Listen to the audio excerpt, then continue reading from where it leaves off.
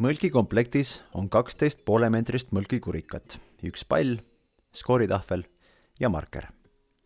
Kurikad asetatakse maha kindlas formatsioonis. Esimeseks mänguks loositakse järjekord.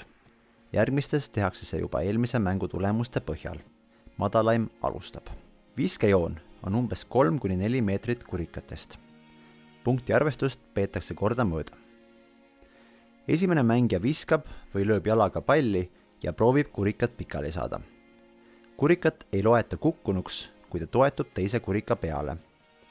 Peale iga viset tõstetakse kurikat teiste mängijate poolt püsti just sealsamas, kuhu nad maandunud olid. Kui kukub üks kurikas, on su punktiskoor kurikal olev number. Kui kukub rohkem, siis on su punktiskoor kukkunud kurikate arv. Kui mängija viskab 3 korda täiesti mööda, siis on ta sellest mängust väljas ja võtab punktitabeli pidamise üle. Mäng lõpeb, kui esimene mängija jõuab täpselt 50 punktini.